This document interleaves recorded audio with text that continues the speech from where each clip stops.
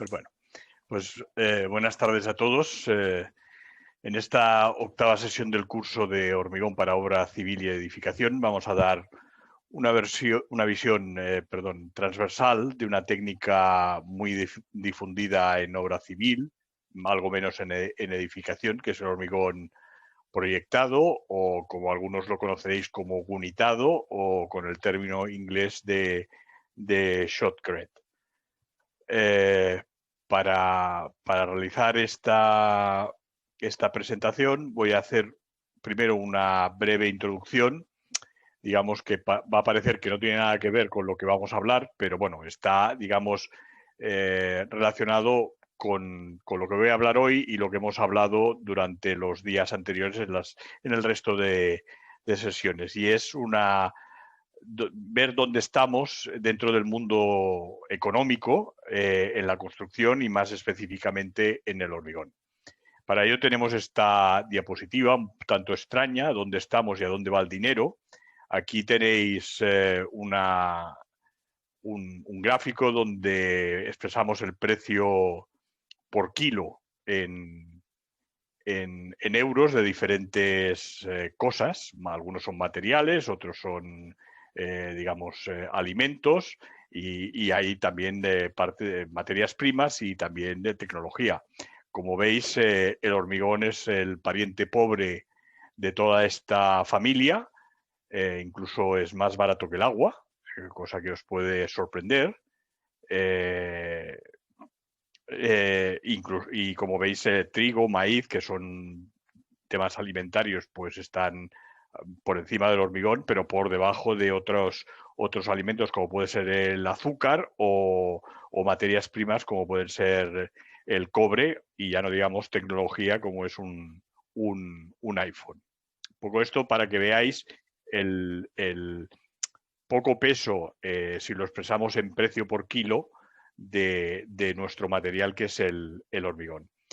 Para intentar, digamos, evidentemente, soslayar esta ventaja o desventaja con la que partimos frente a un iPhone, por ejemplo, es una cosa que la gente aprecia mucho y está dispuesta a pagar un precio muchísimo más caro que por el hormigón.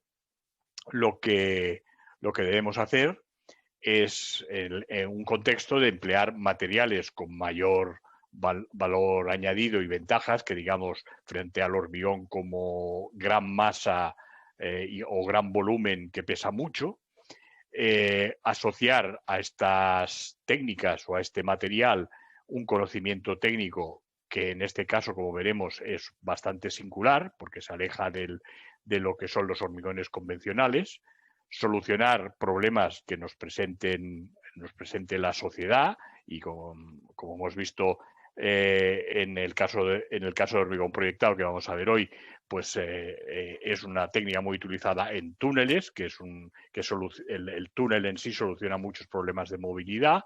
Pues el hormigón proyectado soluciona, digamos, temas estructurales del sostenimiento del propio túnel. Y sobre todo también maximizar la satisfacción del cliente, o sea, que el cliente quede contento del producto que le estamos, digamos, vendiendo. En términos, por ejemplo, más de edificación, a mí la única aplicación que he visto así más utilizada del hormigón proyectado es para construir piscinas.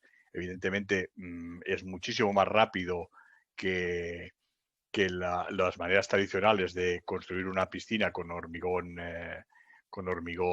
digamos, convencional, con encofrados, etcétera, y la verdad es que los resultados son bastante satisfactorios. Por tanto, al final lo que nosotros tenemos que dar, y en este caso con el hormigón proyectado, es una respuesta integral a todas las demandas que tenemos por parte de la sociedad. Aquí veis una primera foto, digamos, de una aplicación, evidentemente, de hormigón proyectado. Este es el caso de un revestimiento de un túnel. La primera pregunta también que nos tenemos que hacer es si el hormigón proyectado es un material o es un proceso de puesta en obra del material hormigón, o es ambas cosas a la vez. Pues un poco como vamos a ver a continuación, el hormigón, evidentemente, como material, tiene, digamos, está muy relacionado con los hormigones convencionales que nosotros estamos acostumbrados a manejar o a utilizar en los proyectos, pero tiene la particularidad de su proceso de puesta en obra, que es absolutamente diferente a cualquier otra puesta en obra de hormigón convencional.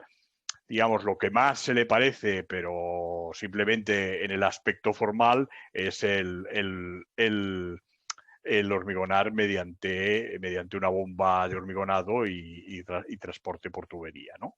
Pero aquí además ya veréis que pasan más cosas durante el proceso de puesta en obra. ¿Qué diferencia, por tanto, hay con un hormigón convencional? Pues evidentemente, en un hormigón convencional, normalmente el hormigón de partida, excepto por su consistencia y por su, digamos, que va ganando resistencia con el tiempo, el hormigón de partida y el hormigón que colocamos es muy parecido entre ellos. Simplemente lo que en el proceso de colocación de este hormigón convencional lo que hacemos es eliminar huecos a través del vibrado o la compactación. En cambio, un hormigón proyectado, primero, como ya hemos dicho, tiene un proceso de puesta en obra que se llama proyección, que tiene unos aspectos singulares que ya veremos más detalladamente en adelante, pero además el hormigón de partida y el hormigón colocado, pues, hombre, no es que no tengan nada que ver, pero digamos, le pasan cosas a ese hormigón. Es decir, se le incluyen otras cosas que normalmente no se le incluye, entre ellas lo que queremos evitar en los hormigones convencionales, que es sacar el aire. Pues aquí lo que hacemos es incluir aire, evidentemente, para la proyección. Y después hay fenómenos como el rebote. Evidentemente, no todo el hormigón que proyectamos en un gunitado o en un hormigón proyectado se queda allí, sino que hay una parte que rebota y no queda colocado. Y como consecuencia del mecanismo de proyección, evidentemente, vamos a tener, por un lado, una mayor porosidad de ese hormigón y, por otro lado, la composición no va a ser tan homogénea como el de un hormigón convencional. Entonces, vamos a ver cómo proyectar. Proyectar, la PRO está en mayúsculas porque no es de hacer un proyecto, sino de cómo vamos a hacer la puesta en obra de este hormigón.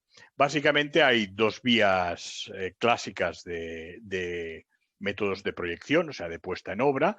Una es esta primera que veis aquí en la figura, es la vía húmeda, donde el hormigón a proyectar llega en una camión hormigonera como el hormigón convencional, hay una bomba que lo impulsa a través de una tubería y lo único que pasa es que justo al final del tubo hay una especie de manguera donde se le insufla aire para que salga proyectado y llegue a colocarse donde se tiene que colocar, que como veis aquí puede ser una pared horizontal o una pared vertical, en la cual puede haber armadura o no.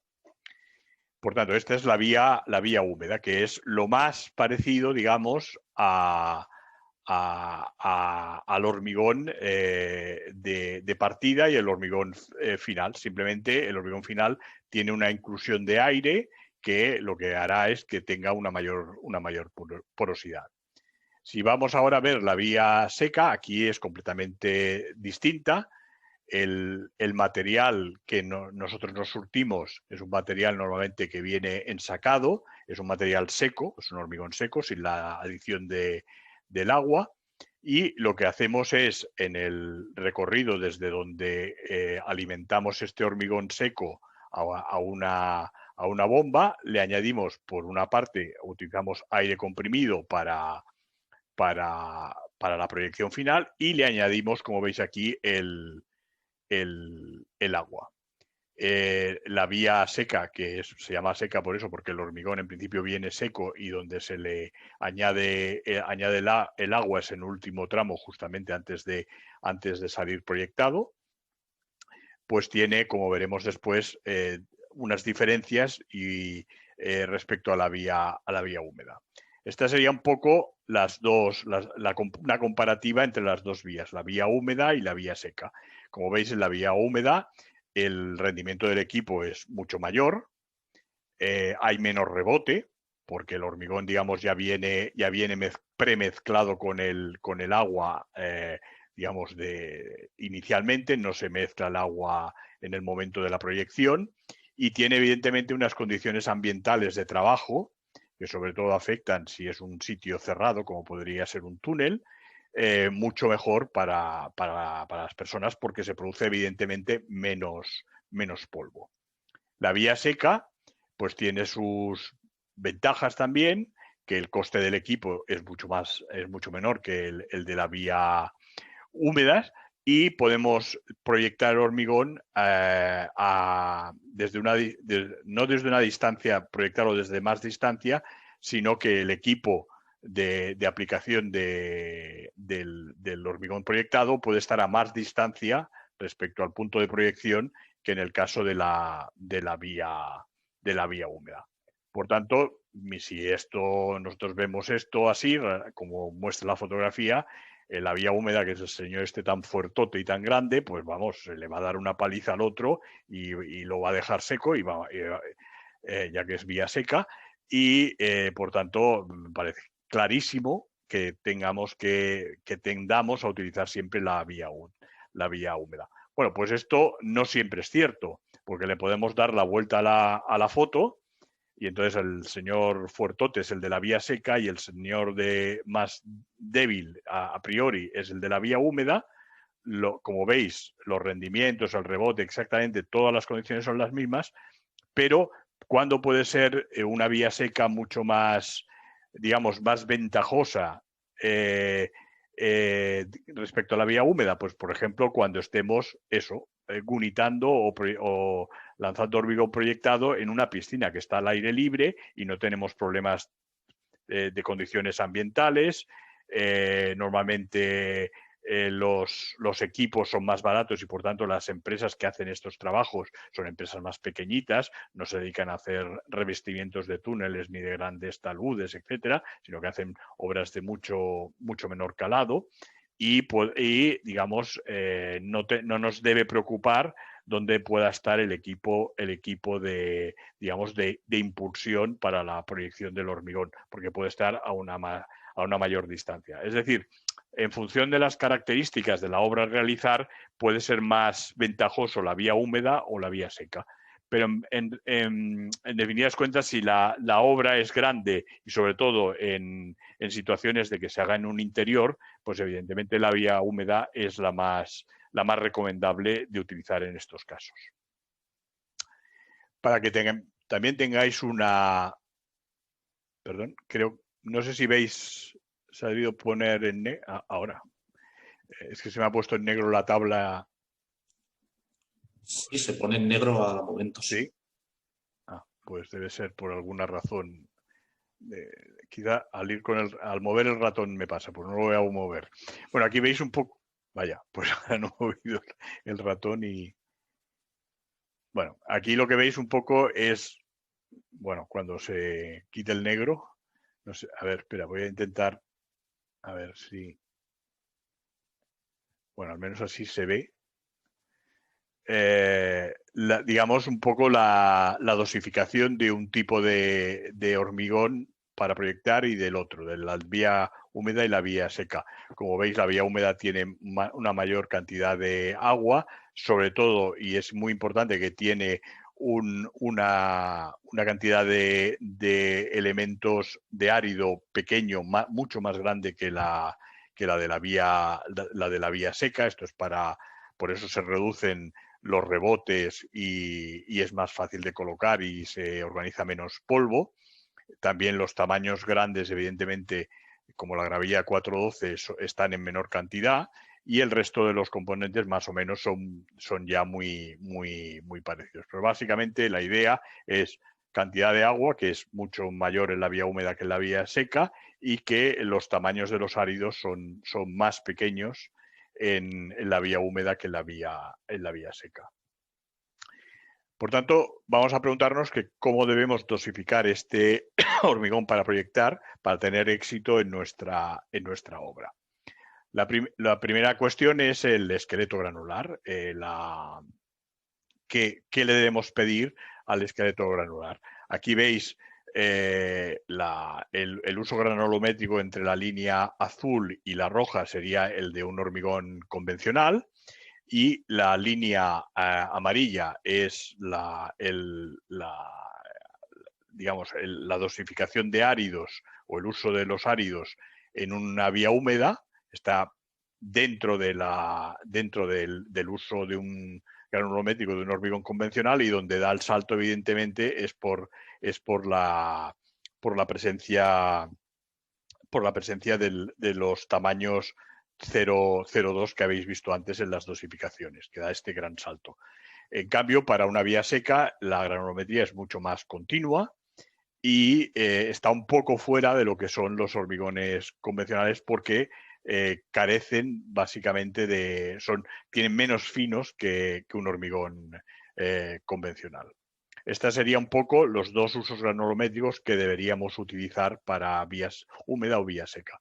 Hay otras condiciones que debe cumplir este esqueleto granular. Una general, que es normalmente no se suelen utilizar tamaños máximos mayores de 16 milímetros en el árido, porque si no produciría un índice de rebotes demasiado elevado. Y la otra ya es un tema mucho más digamos, de la manera del método de proyección, y es que lo que sí que tenemos que tener limitado es el tamaño máximo del árido a un tercio del diámetro del tubo de proyección, porque si no correríamos altos riesgos de que se nos quedara ahí aquello un poco embozado. Esto en cuanto al esqueleto granular.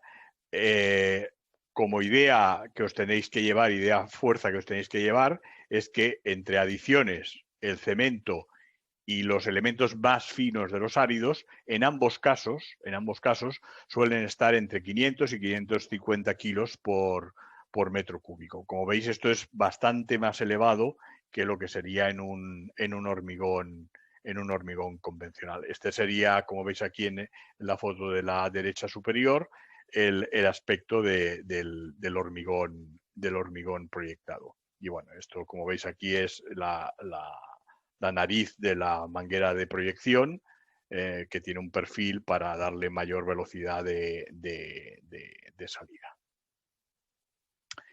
Bueno, pues con esta idea de que el contenido entre adiciones, cemento y la parte más fina de los áridos está entre 500 y 550 kilos, si elegimos la vía húmeda, pues tendríamos, haciendo un símil culinario, una pizza como la que veis a la izquierda. Es decir, con elementos mucho más pequeñitos. No hay nada demasiado grueso por ahí que simplemente estos trocitos de pimiento verde que hay por aquí, pero en realidad todo es bastante más pequeñito. En cambio, la vía seca pues tendría el aspecto de una pizza de pepperoni, que es la pizza que veis en la foto, que tiene elementos ya bastante más gordos que en el otro caso. Esto es un poco a broma, un símil, para que veáis, digamos, la diferencia en la dosificación, que a pesar de tener un contenido de adiciones, cemento y áridos finos muy parecido en ambos casos, digamos, el aspecto del material sería bastante diferente. El siguiente punto sería la relación agua-cemento. ¿Cuál es la óptima? Bueno, pues la óptima está muy relacionada con el inicio del fraguado, y estaría pues en este rango entre 0,35 y 0,45. 0,35 es bastante baja, pero bueno, en el rango de 0,40 a 0,45 sería la relación más óptima para dosificar un hormigón proyectado. En el gráfico de abajo lo que veis es un poco cómo actúa un elemento que ahora explicaremos con más detenimiento, que son el acelerador de fraguado. Evidentemente, como por el proceso de proyección, lo que nosotros necesitamos es que el hormigón fragüe, digamos, lo más rápidamente posible. Como veis aquí, en la de arriba, el inicio de fraguado, el initial set, es prácticamente en 2 minutos, 2 minutos y medio, eso ya empieza a fraguar y por tanto se queda adherido a la superficie de proyección. Y el final del fraguado también es absolutamente rápido. Incluso en el caso de relaciones de agua-cemento altas, como veis, en cuestión de 20 minutos ya ha acabado el fraguado de este material. Abajo, como os decía, en función de la dosificación de acelerador de fraguado, podemos conseguir, evidentemente, que esto frague, no diríamos instantáneamente, pero que inicie rapidísimamente el fraguado y que en pocos minutos, en 4 minutos, esté con porcentajes de acelerador de fraguado importantes, pues esté ya completamente fraguado. Aquí veis dos curvas de inicio y final de fraguado para una relación agua-cemento 0,45 y para una relación agua-cemento 0,50, donde veis que nos vemos obligados a poner más acelerador de fraguado. Por tanto, como veis, el hormigón proyectado, aparte de los componentes habituales del hormigón, también lleva aditivos, como el hormigón convencional, pero no solo lleva aditivos que actúan sobre su consistencia, vamos a decirle así, los fluidificantes, superfluidificantes, etcétera, sino que hay otro aditivo un poco distinto al que se utiliza normalmente en los hormigones convencionales, que son los aceleradores de fraguado. Por tanto, vamos a ver qué aditivos utilizar. En primero y en general, para todos los aditivos, sean digamos, relativos a la consistencia o relativos a la aceleración del proceso de fraguado, estos los debemos elegir que sean compatibles, sobre todo entre sí, y compatibles, evidentemente, con el cemento que vayamos a utilizar y también con los áridos. Pero básicamente el tener cuidado en elegir aditivos que sean compatibles entre sí y que no se, digamos, contraproduzcan efectos que lo que intenta hacer uno, el otro se lo intenta parar, ¿no? Alguna vez ha pasado. Por tanto, la recomendación también es que los aditivos se compren todos al mismo proveedor, porque el proveedor ya sabe que sus aditivos entre sí que son compatibles. Dentro de este aditivo un poco más específico de los hormigones proyectados están los acelerantes. Entonces, ¿qué tipo de acelerante hay que utilizar? Fundamentalmente en el mercado hay dos tipos de acelerantes, dos categorías, los que se llaman ricos en álcalis o libres de álcalis. Dentro de los ricos en álcalis hay de varios tipos, como veremos un poco después. Y aquí veis, en el caso de utilizar un acelerante rico en álcalis, no voy a dar una clase aquí de química de cemento, pero veis cómo actúa el acelerante, que es lo que, digamos, reacciona con los componentes del cemento durante la hidratación, el aluminato tricálcico, etcétera, formando las 3 fases típicas de un cemento. Por tanto, es esta parte la que actúa. Y actúa, pues como veis, en cortísimo plazo de tiempo, en cuestión de minutos, 10 minutos, ya tenéis formadas estas 3 fases del cemento, que normalmente pues tardan, digamos que alguna hora, 1 hora, 2 horas, 3 horas, depende del tipo de cemento y de la temperatura en que se esté aplicando el hormigón. Y a las aproximadamente 24 horas crean un producto que normalmente en la mayoría de los casos es un producto dañino del que hay que huir, que es la tringita, que es un componente básicamente formado por la combinación del calcio y del aluminio. tiene el problema de que es expansiva. Normalmente es el problema que tendría en un hormigón convencional, pero en este tipo de hormigones ya nos interesa que se expanda un poco más y quede mejor adherido a la superficie. En el otro caso, en los que son tipos de acelerante que son libres de álcalis, evidentemente, como veis, aquí no hay presencia del ion sodio, y lo que se produce es la combinación también con los 3 elementos básicos de la hidratación del cemento, y esta etringita la crean muchísimo más rápido, con lo cual la adherencia es mucho mejor al paramento que estemos proyectando. Aquí veis un poco, si nos deja la pantalla y se pone en el color, no sé, no entiendo por qué pasa esto, perdonadme. Bueno, aquí tenéis, digamos, no sé si es un efecto del... Bueno, vamos a intentar la dosificación en un caso o en el otro. En el rico en álcalis, a ver si logro quedarme como... Ah, mira. ¿Veis ya no veis? La dosificación es un poco distinta. Pero perdonadme, pero a mí esto no me había Sí. pasado nunca. No sé si... Sergio, si no prueba a reducirla para esta diapositiva y haces ¿Cómo? con ¿Perdona? darle doble clic y salte la vista de presentación, que igual es, Vale, aunque vale. sea solo para esta diapositiva, Vale. así no estamos con el intermitente. Sí, sí.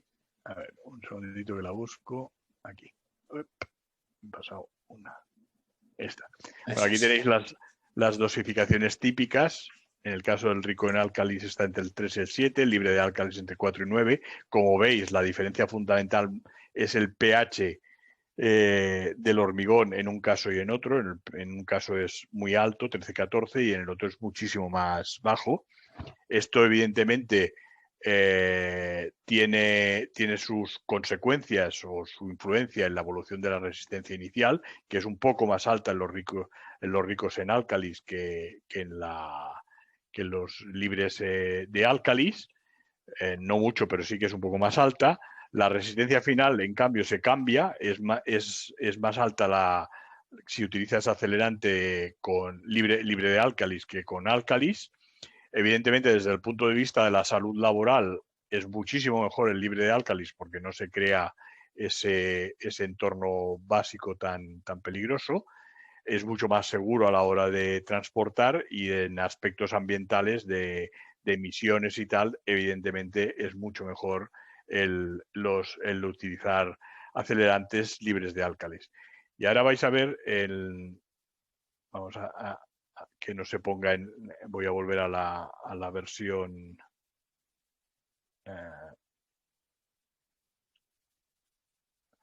Aquí tenéis un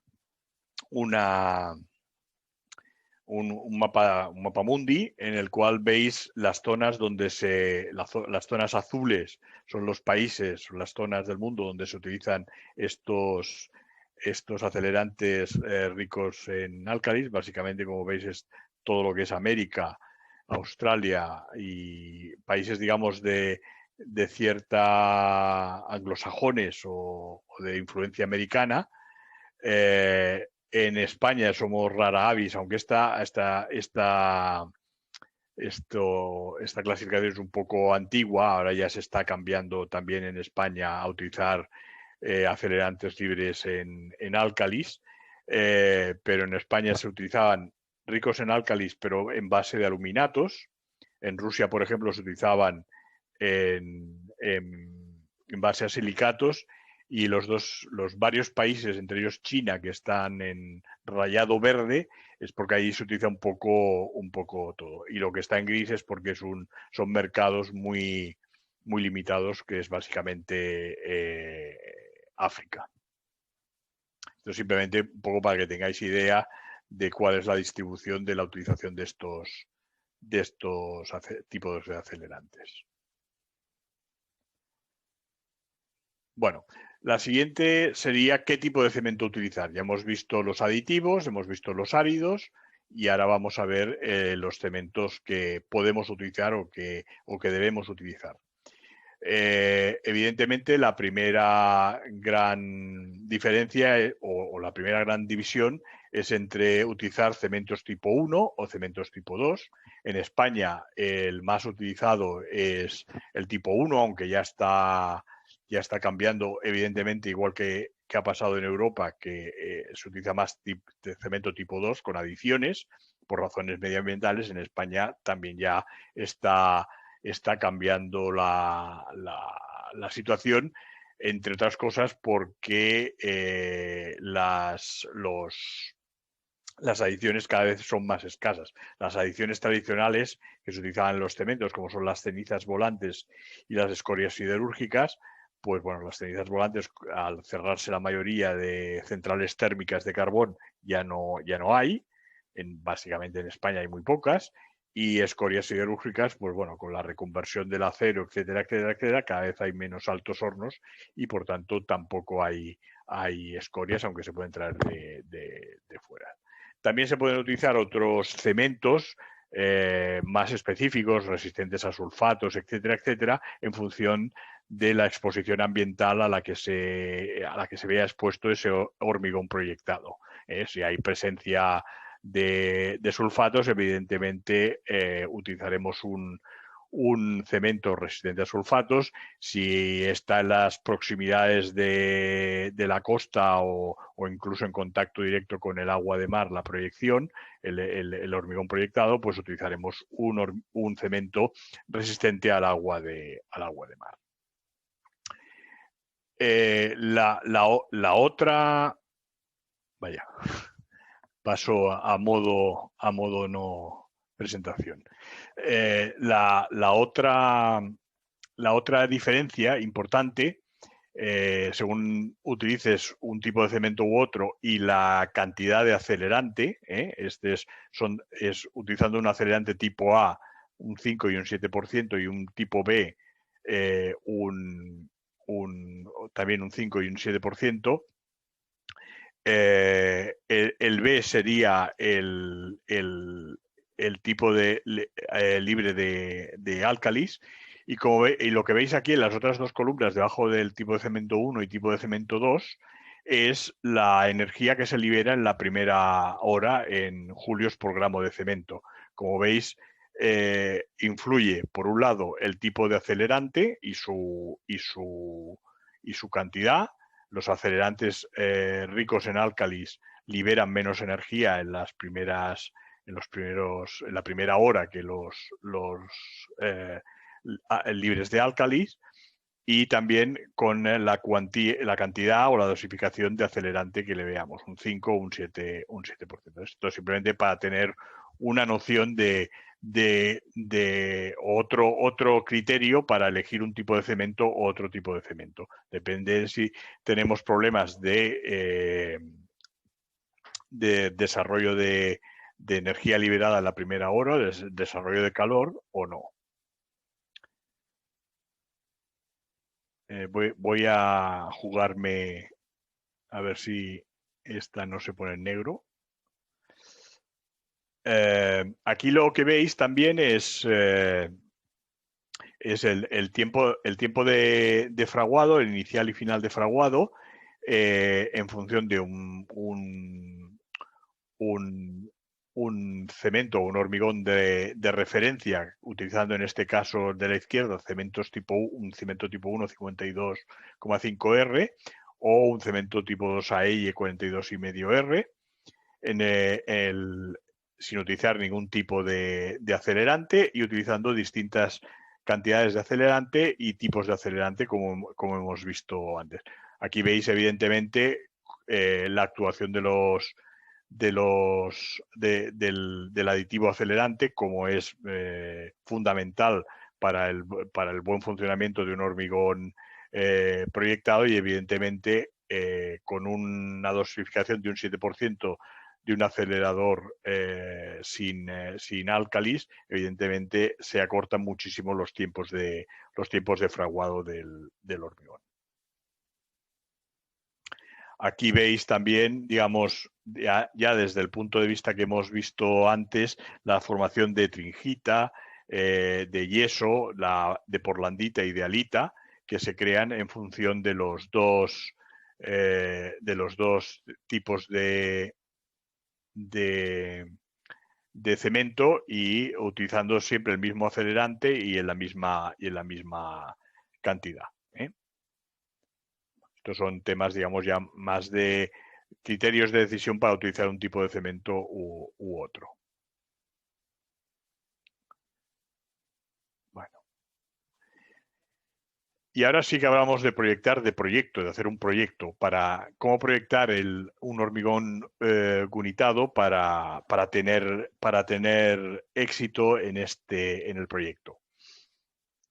Pues bueno, hay una serie de consideraciones bastante sencillas, como es primero limpiar las superficies antes de proyectar con agua para que se le vaya todo rastro de polvo, etcétera, que pueda impedir la perfecta adherencia durante la proyección del hormigón al sustento o al paramento.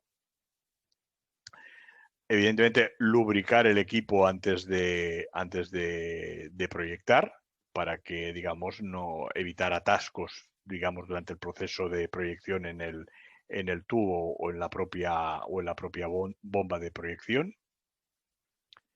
Hay que controlar la temperatura, tanto la del hormigón, digamos, aquí, como veis, habla de hormigones fríos y hormigones templados o calientes, y cómo se almacenan. Si se almacenan, digamos, a una temperatura menor o a una temperatura mayor. Y aquí veis el comportamiento, la evolución de las temperaturas en el hormigón en función de las condiciones de partida. Evidentemente, aunque tengamos un hormigón, entre comillas, más frío, pero que lo tenemos a una temperatura ambiente mayor, evidentemente las temperaturas son siempre mucho mayores que en el otro caso. Lo que se recomienda es que la temperatura del sustrato, de donde se va a enganchar el hormigón, no esté a menos de 2 grados de temperatura, porque si no podría provocar unos rebotes demasiado importantes, o incluso la no adherencia del hormigón al sustrato. La temperatura del hormigón debe estar por encima de los 10, y la temperatura del acelerante debe estar por encima de los 15 grados. Ya entrando más en la propia proyección del hormigón, lo que tenemos que asegurar es una buena posición del operario, que tenga una visión, aunque sea un poco más lejana, del paramento a proyectar, pero que esté en una posición cómoda, que no le afecten los rebotes, etcétera, etcétera. Por tanto, la situación buena sería la posición del dibujo superior, en este caso. Tener una buena visión y a una buena distancia, tanto en cuanto al ángulo de proyección como a distancia propia de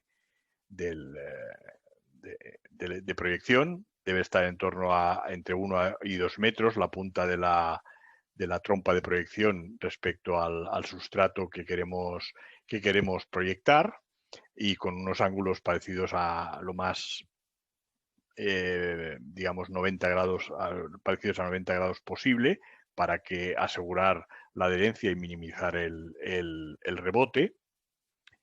No intentar atrapar el rebote con la propia proyección, ¿eh? El rebote es un hormigón inservible y tiene que quedarse, como veis aquí, en la base del paramento a proyectar, y no tenemos que intentar aprovechar ese rebote con el propio cañón de proyección.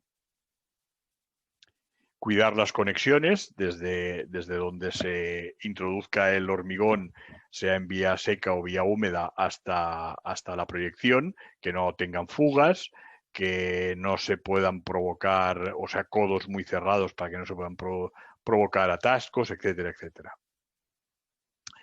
Evidentemente, otra cosa fundamental es limpiar los equipos después de proyectar, porque nos estamos jugando a que se nos solidifique y nos frague el hormigón dentro incluso de la propia trompa de proyección o de las tuberías por las que accede el hormigón. Por tanto, limpiar los equipos a conciencia después de proyectar.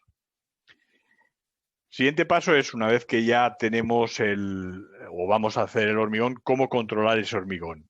Como hemos dicho antes, el hormigón proyectado tiene la característica de que el hormigón inicial y el hormigón final pues es bastante diferente en algunos aspectos, como hemos visto antes. Si queremos cómo controlamos el hormigón de partida, pues lo controlaremos como todos los hormigones, con una consistencia, en función de si esa consistencia se puede medir con el cono de Abrams o no, y si no, con la mesa de sacudidas, que es hacer una especie de cono de Abrams de una mesa que vibra y que por tanto nos da una idea de la consistencia en función del tiempo de vibrado para que se quede a altura cero, digamos, sería en este caso. Eso es lo que se mide en este tipo de mesa. En los rangos de estos ensayos, de la extensión de flujo y el asentamiento en el cono de Abrams, los tenéis aquí, con acelerante y sin acelerante, para que veáis la... Espera, voy a volver al modo no...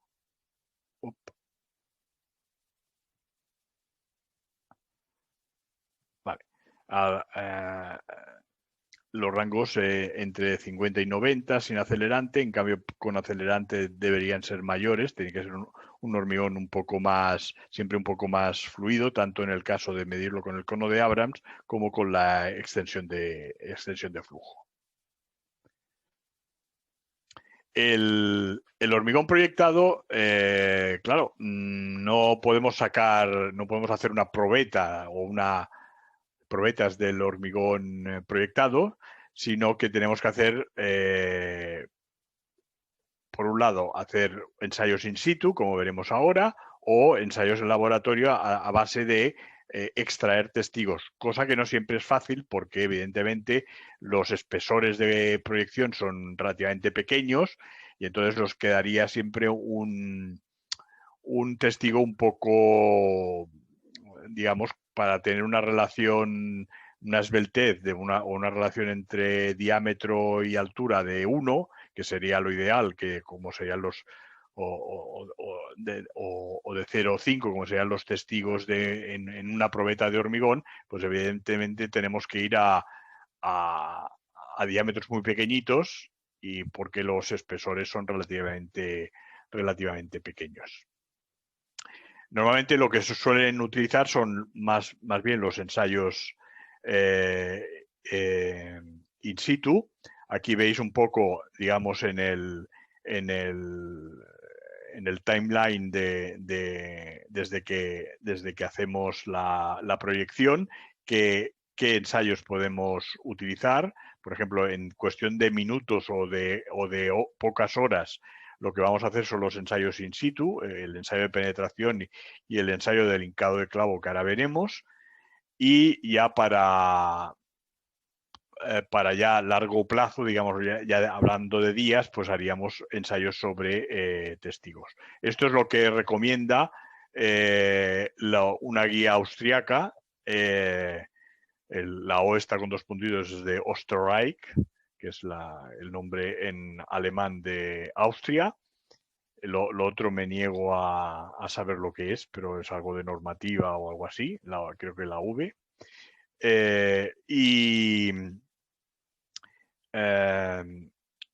Entonces, este es un poco, digamos, el tipo de ensayos que hacer en función del momento o del tiempo que ha pasado desde la puesta en obra.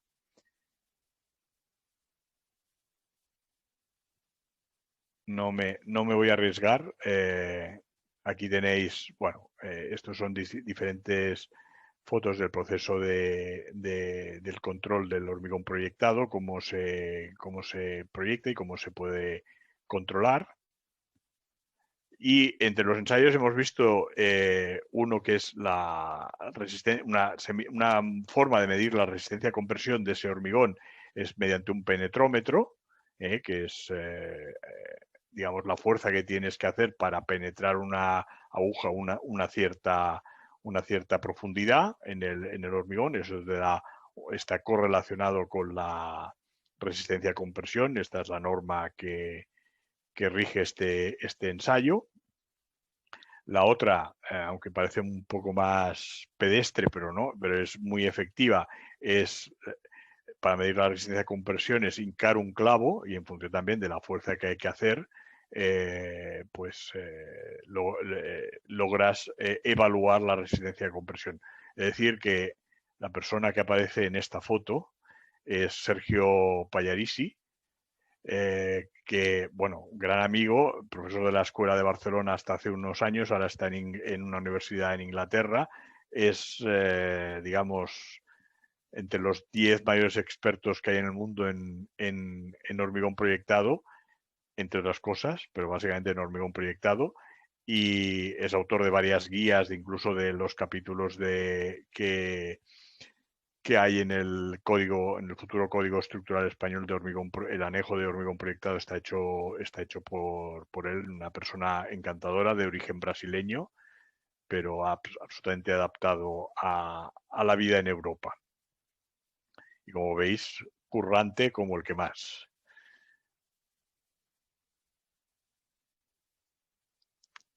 Aquí tenéis un poco la evolución de las resistencias a compresión en ordenadas en función de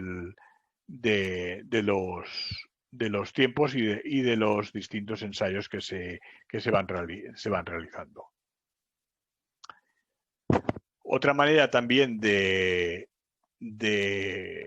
controlar este hormigón proyectado, qué calidad tiene,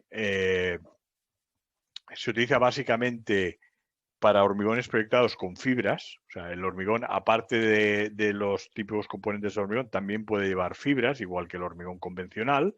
Y entonces, para caracterizar este hormigón proyectado y que está reforzado con fibras, lo que se hace es una medición de la resistencia residual y la absorción de energía de ese hormigón. Y si esto se hace mediante varios ensayos que pueden ser en forma de viga o ensayos en placa, ahora los veremos, o el ensayo Barcelona. Aquí tenéis un poco los diferentes ensayos. Este sería, perdón,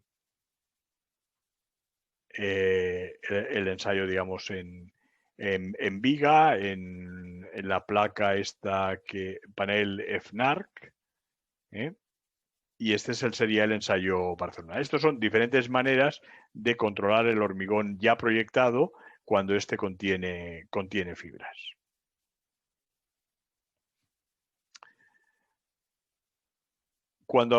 Hasta ahora hemos hablado de hormigón proyectado, para qué se utiliza y tal, pero realmente estos hormigones los podemos considerar estructurales. Pues la respuesta es que sí. De hecho, en la utilización en obra civil, en túneles, pues lo que ayudan básicamente es al sostenimiento del propio túnel. Por tanto, es una manera, digamos, o un sustitutivo cuando la roca es suficientemente buena, de lo que sería poner dovelas de hormigón para el recubrimiento del túnel. Hay casos en que basta con simplemente proyectar hormigón para acabar de asegurar el sostenimiento del propio túnel.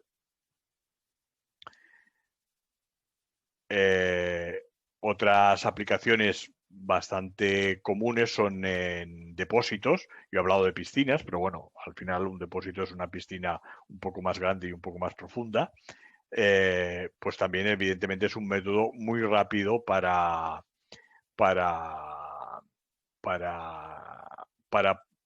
hormigonar, digamos, una estructura de este tipo de depósito. Antes de pasar a la siguiente, por ejemplo, otra cosa curiosa que yo tuve la fortuna de ver, porque realmente no es que no haya muchos en España, pero tampoco hay demasiados. En las fábricas de cemento, una vez fabricado el clinker, que son esas bolitas así como pelotitas que que es lo que sale del horno y después pasan a una molienda y a añadirle los aditivos y las adiciones al cemento, el regulador de fraguado, etcétera. Bueno, pues este material, el clinker, normalmente se almacena bajo algún tipo de estructura, porque evidentemente no puede estar a la intemperie, porque si llueve, pues aquello se moja y empieza el clinker propiamente, aunque poco a poco, pero empieza a reaccionar con el agua, ¿no? Porque al final es como cemento sin triturar, digámoslo así, sin moler, y además que no tiene un controlador de fraguado como es el yeso, ¿no? Que lo que hace es regula el proceso de fraguado, porque si no el proceso de fraguado es prácticamente instantáneo. Entonces, se construyen unas estructuras que normalmente pues, pueden ser estructuras como naves industriales, digámoslo así, pero últimamente, en los últimos años, se han utilizado las estructuras inflables. O sea, se infla una especie de globo que se mantiene a presión y entonces por dentro se gunita. Y al final, una vez que el gunitado o el hormigón proyectado ya ha fraguado y aquello crea un esqueleto, pues lo otro queda como una especie de encofrado perdido, el globo queda como una especie de encofrado perdido. Seguro que si tenéis ocasión de pasar por alguna fábrica, cerca de alguna fábrica de cemento y veis una estructura así, digamos, como la mitad de un huevo, pues una estructura así oval, pues eso es lo que se llama un domo para almacenamiento de clinker. Evidentemente, otras aplicaciones estructurales son en proyección de pantallas o de taludes o en este caso incluso para el sostenimiento de paredes, sobre todo en obras urbanas, donde nos tenemos que asegurar de que al hacer la excavación esto no se nos venga abajo. Como obra curiosa, y donde se utilizó ya hace muchos años no sé si supongo lo reconocéis, esto es el Oceanographic de Valencia, que es una estructura laminar muy bonita de Félix Candela, y que para su hormigonado se utilizó proyección de hormigón, como veis en las fotografías, sobre en este caso un encofrado y con una armadura, y el hormigón lo que se hacía era proyectarse y como veis, los que hayáis visto, pues queda una estructura de este porte muy, muy bonita.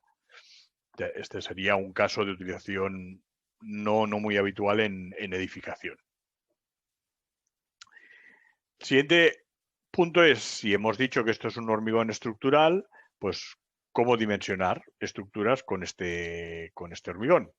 Y el proceso que hay que seguir, evidentemente, voy a salir, es el proceso habitual para proyectar con cualquier tipo de hormigón, convencional o no. Por tanto, lo primero que tenemos que conocer es las características del material, básicamente su módulo de elasticidad y su resistencia, que es lo que nos va a dar juego en el cálculo de la estructura. Aquí veis tres aproximaciones a los módulos una del Model Code 2010, otra del Eurocódigo 2 y otro el de la EHE del 2008, que también es exactamente el mismo que hay en el futuro código estructural. Este sería el primer término que tenemos que conocer, la primera característica de este hormigón, el módulo de elasticidad. La otra sería la resistencia. Perdón. Entonces, una vez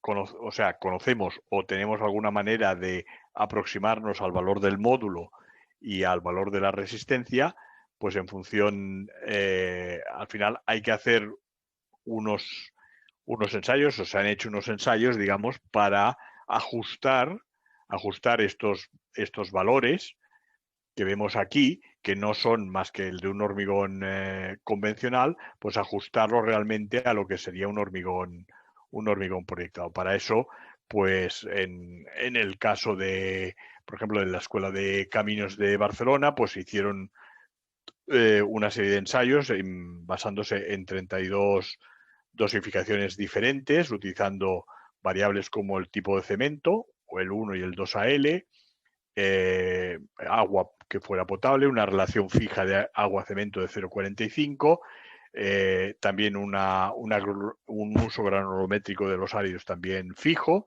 un superplastificante, y después también jugar con los tipos de acelerantes, 3 familias de acelerantes, que son los más comunes en España, los libres en álcalis, que sería familia 2, los de aluminato, y los otros son los de silicatos.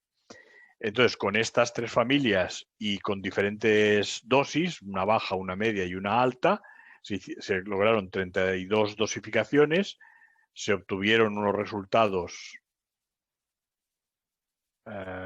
También, perdón, se tuvo en cuenta el procedimiento de proyección, que fue en todos los casos el mismo, para tener al menos ese parámetro, no tenerlo en cuenta. Y lo que se hicieron son ensayos de módulo de elasticidad, de resistencia a compresión y de porosidad del material. Y a ver, vamos a ver si tenemos suerte y podemos volver al modo presentación.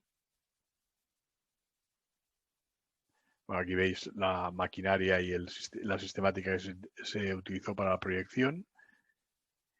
Y lo que se hizo fue un ajuste, por ejemplo, para el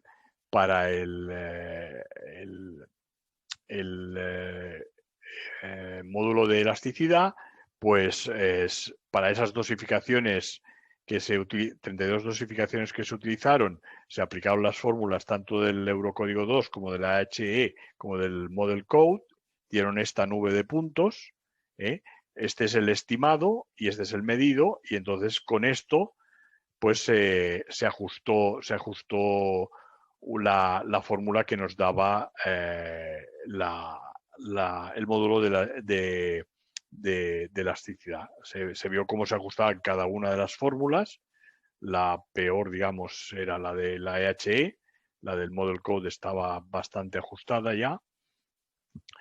Y dado que no había una uniformidad demasiado grande utilizando estas 3 fórmulas, lo que se decidió es que necesitábamos más datos o más ecuaciones para poder ajustar mejor la curva. Para ello se hizo una aproximación estadística con las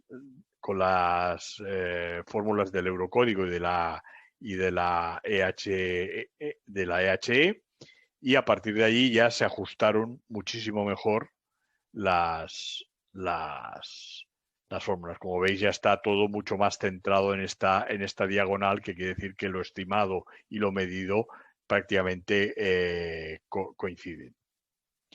Y estas son las nuevas desviaciones de estos ensayos, y con esto ya tenemos unas nuevas ecuaciones con las cuales ya podemos ajustar mucho mejor la estimación del módulo de elasticidad respecto a lo que después pudiéramos medir.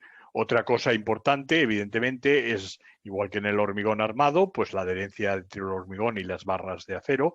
Para ello se hicieron también unos ensayos, unos dispositivos específicos, como veis aquí. Es simplemente simular una pieza de hormigón que se rellena, unas barras de acero, y al final, cuando esto está ya, el hormigón está endurecido y adherido las barras al hormigón, entonces lo que se hace es se estira y se mide la fuerza que necesitas para desanclarlo estas barras, y por tanto eso te da un valor de la adherencia del hormigón y la barra de acero. Aquí tenéis un poco la gráfica O sea, esto es lo que aguanta hasta el momento en que se empieza a producir ya un desplazamiento de la barra dentro del hormigón y ya va bajando la bond stress, que es la tensión de adherencia. Se hicieron tanto en paneles como en probetas cúbicas, y se sacó unos promedios y unos coeficientes de variación, y con eso ya se tenía una idea de cuál era la adherencia entre las barras y el hormigón proyectado. Vamos a ver ahora un poco cuáles son los avances más recientes en temas relacionados con el hormigón proyectado en todos sus aspectos. En principio hay una novedad normativa cuando salga en su momento, porque el hormigón proyectado no está contemplado en la EHE, pero sí está ya contemplado en un anejo en el futuro código estructural. Por tanto, en este nuevo anejo, pues se ven las diferencias entre el hormigón de partida y el hormigón proyectado en estructuras y en otras aplicaciones. Se aportan unas formulaciones y modelos constitutivos para el cálculo estructural, que es lo que hemos visto estos ensayos sobre 32 dosificaciones que se han hecho para medir realmente los parámetros más ajustados posibles de módulo de elasticidad y resistencia. Acotar responsabilidades, evidentemente, establecer unas buenas prácticas, tanto básicamente en la puesta en obra y en las dosificaciones, y estandarizar el control de este hormigón. Eso es lo que contiene este anejo del futuro código estructural. Después, ya entrando ya más en cosas más de detalles, lo que se utilizó, en lo que se está innovando es en los sistemas de bombeo, y lo que se está utilizando ahora con bastante éxito son las bombas con ciclo de presión variable, que son dos pistones, que entonces hay uno que empuja más que el otro, y esto provoca una mejor adherencia del hormigón al paramento y un menor índice de rebote. Esto es un poco el método clásico convencional de cómo se proyectaba, con una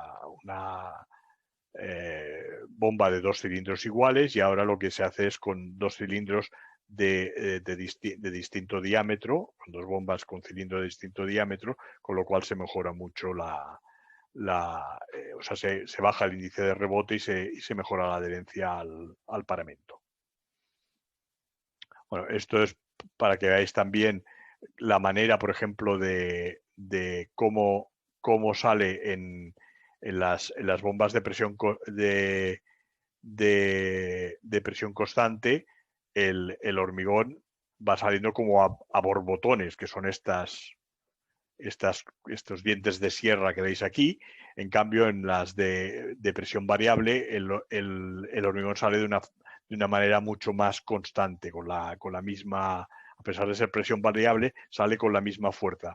Y esto es el resultado de proyectar con una bomba de un tipo y con una bomba de otra. Como veis, el hormigón de arriba es muchísimo más homogéneo que el de abajo, porque no existen estos dientes de sierra que se producen aquí debajo. También hay métodos ahora, esto ya son para grandes obras como los túneles, son carros de proyección. Aquí no hay un señor con una manguera, sino que ya es una máquina que se dirige a distancia y que proyecta, y lo que además se hace es un escaneo continuado de esta proyección para ver realmente que los espesores son los que se requieren, que no hay demasiado índice de rebote, etcétera. También hay simuladores virtuales, es decir, donde el operario que va a utilizar esta máquina, digamos, se entrena de una manera virtual. Esto es como en aviación para los pilotos, que hay cabinas virtuales de aviones para simular aterrizajes, despegues y temas de cosas que pueden suceder en vuelo. Pues esto es lo mismo, una especie de pista de entrenamiento, pero de una manera virtual, digamos. Aquí no se proyecta nada físicamente, sino que es una cosa digital. Y en fin, esto es un poco lo que os he podido explicar del tema del hormigón proyectado. Creo que me he ajustado bastante al tiempo y si queréis, si estoy quedo a vuestra disposición para alguna pregunta. Comentaros que, y corrígeme David si me equivoco, que junto con la propia presentación que habéis visto ahora, he enviado un par de publicaciones muy interesantes, que son, una está en inglés, que es una guía de la empresa SICA sobre hormigón proyectado, esa está en inglés, y después hay una guía también de hormigón proyectado bastante buena del Instituto Chileno del Cemento, que esta está en castellano. Creo que las dos se las mandé a David para que las colgara, digamos, como material para esta sesión. Aparte, en nuestra web hay una pequeña guía técnica bastante generalista, o sea, no llega quizá a las profundidades que hemos visto hoy en la presentación, pero bueno, que también de manera de introducción os puede servir. Pero os recomiendo básicamente las dos guías que le envié a David en su momento. Sí, muchas gracias, Sergio. Efectivamente están ya las dos en el aula virtual colgadas junto con la presentación. Y bueno, para los interesados, porque yo cuando lo has mencionado no puedo evitar meterme en el código estructural para ver un poco cómo lo tienen puesto, pues para los interesados está en el anejo 9 del proyecto del nuevo código estructural, que está aún en un limbo administrativo. Sí, sí, vamos. Que también es interesante, bueno, aunque no sea norma, pero es interesante un poco ver el enfoque que se le está dando de la administración a la hora de establecer esos parámetros, tanto para proyecto como para ejecución. Que aunque no entre en este documento, pues ya se ve más o menos lo que... Mira, ya tenemos alguna pregunta de Rafael Castro. Nos pregunta si al insuflar el aire con la máquina, si no afecta a la resistencia. La respuesta es sí. Sí que le afecta, porque al insuflar aire lo que tú estás haciendo es que ese hormigón sea mucho más poroso, evidentemente, porque le estás insuflando aire y por tanto la resistencia es menor que si ese mismo hormigón, digamos, lo vertieras como verterías y compactarías cualquier otro hormigón. O sea, partiendo del mismo material, el efecto de la proyección insufla aire y por tanto crea huecos y por tanto crea porosidad y por tanto baja la resistencia. Eso es realmente así. Vale. Y también nos pregunta Rafael, a continuación, de cuánto nos afectaría la resistencia las pérdidas por rebote de ese hormigón. Yo creo que aquí la verdad es que no estoy 100% seguro, pero en principio vamos a ver, el rebote no tendría por qué afectar a la resistencia del hormigón que se queda pegado, en principio. Digamos, lo que eso perjudica es económicamente a que tú estás desperdiciando más hormigón, ¿no? Que todo el hormigón que proyectas no se queda adherido, sino que hay una parte que rebota. Puede ser que de alguna manera afectara la resistencia también si el rebote, pero eso no estoy seguro y por tanto lo estoy diciendo así un poco sobre la marcha. Si realmente el rebote arrastra al árido, a la parte más gruesa del árido, sí que podría ser que bajara un pelín la resistencia global del hormigón. Pero eso no estoy seguro. O sea, lo que estoy seguro es que evidentemente por insuflarle aire, crear huecos, crear porosidad, eso hace que baje la resistencia.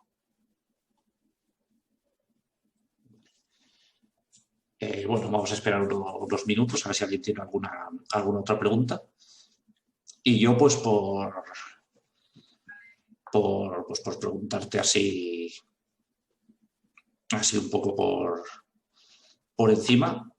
Entonces, para hacer incluso un resumen, si se puede, de qué es lo más importante que tendríamos que tener en cuenta en nuestro proyecto, ahora, por ejemplo, de elegir entre la vía seca o la húmeda. Que ya sé que has explicado las diferencias, pero bueno, si hay algún caso claro para así no para ir más o menos. Básicamente, si se juntan tres condiciones, creo que son tres, si no, pues serán cuatro o serán solo dos, no lo sé. Primero, para grandes superficies, o sea, para cuando la obra sea grande en cuanto a metros cúbicos de hormigón a proyectar o porque la superficie sea muy grande, evidentemente se mejora muchísimo con la vía seca. Ese es perdón, con la vía húmeda. La otro condicionante yo creo que fundamental es si es al aire libre o si es en un sitio cerrado, como puede ser un túnel, ¿no? En sitios cerrados hay que ir a la vía húmeda sí o sí, porque si no se organiza una polvareda que es irrespirable aquello. O sea, puedes tener algún accidente laboral por asfixia. Por tanto, esos dos condicionantes. Después yo creo que también desde el punto de vista de eficacia o eficiencia de la proyección, como el índice de rebote es mucho menor para un hormigón proyectado por vía húmeda, pues se considera también como que es mejor hacerlo en ese tal. La vía seca queda pues para pequeñas obras de pequeñas empresas, es decir, una empresa pequeña que se dedique a hacer piscinas, a no ser que haga piscinas olímpicas cada mes, pues realmente los típicos constructores de chalets que llaman al señor que hace las piscinas, pues este señor evidentemente no les resulta rentable el tener un equipo de vía húmeda, irá a un equipo de vía seca, porque además sus obras son normalmente al aire libre y digamos, son de pequeña magnitud y el índice de rebote, pues hombre, no es que le traiga al pairo, pero en fin, no le importa tanto como en una gran obra de muchos metros cuadrados.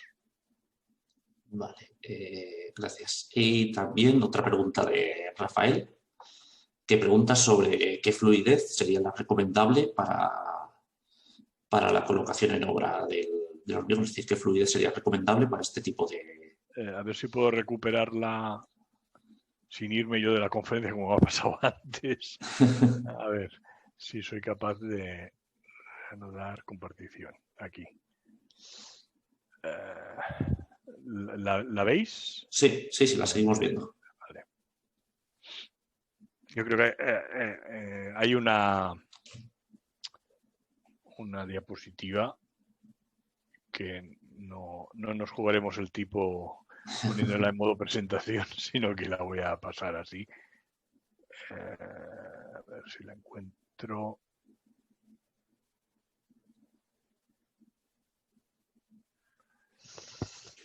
A ver si la encuentro. La que es en donde se veía qué tipo de cemento utilizar.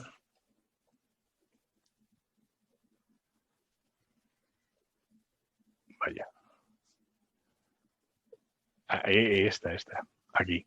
Aquí tenéis, digamos, la consistencia en función de si la medís con el cono de Abrams o con el método de la extensión de flujo, que es aquella mesa que hemos visto con una especie de cono de Abrams encima, pues aquí tenéis un poco los rangos de asentamiento que os tiene que dar en función de si utilizáis también acelerante o no.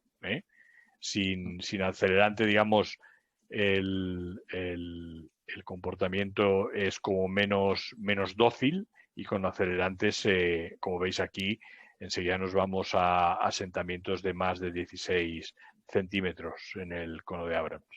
Y aquí tenéis abajo lo mismo para el método de la extensión de flujo, que es el diámetro de la torta. El de la extensión de flujo, por si alguien no lo sabe, es tú pones el cono de Abrams, lo rellenas del hormigón, que este se utiliza básicamente para hormigones muy fluidos o hormigones autocompactantes. Viene del mundo del hormigón autocompactante este ensayo. Lo levantas y entonces, evidentemente, como es muy fluido el hormigón, todo cae y se crea una torta que se va extendiendo, extendiendo, extendiendo hasta que se para. Entonces se mira el diámetro de esa torta o de extensión de flujo de forma más técnica y más científica. Se mide ese diámetro y en función de ese diámetro te da un rango de la, digamos, de la consistencia. Son para consistencias ya muy fluidas que no es posible medirlas con el cono de Abrams. Vale. Y ya otra pregunta también de Rafael. Desde el punto de vista químico, Sí. ¿los acelerantes tienden a bajar la energía de activación de la reacción de hidratación? Y si es así, ¿esto puede afectar a la resistencia? A ver, creo que hay otra si encontramos la... la pregunta era sobre la energía. Sobre la energía de activación de la reacción de hidratación.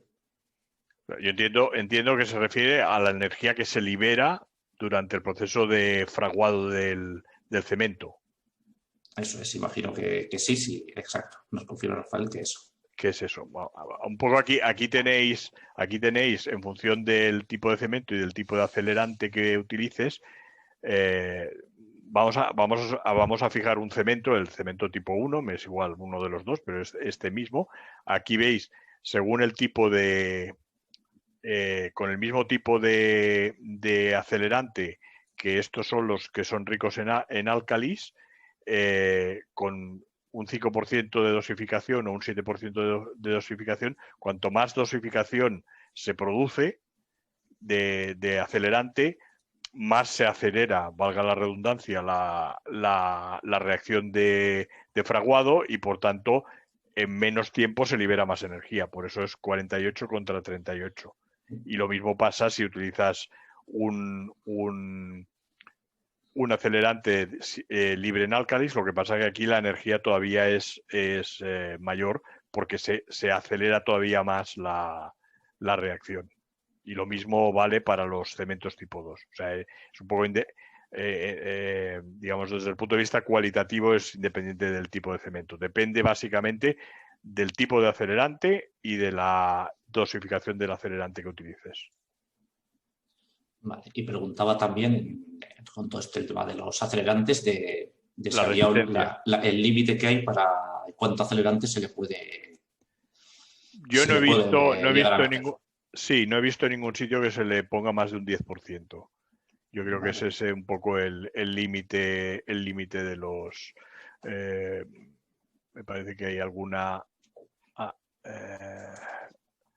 de esto anterior, creo, o posterior, quizás sería. Bueno, aquí veis la dosificación entre 3 y 7 y 4 y 9. Depende del tipo de acelerante que utilices.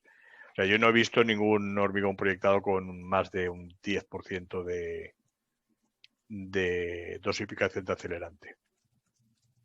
Y me he preguntado antes algo de la resistencia, ¿no? Lo de la resistencia, si podía afectar Como veis aquí, el utilizar no tanto la dosificación como el tipo de acelerante sí que te puede,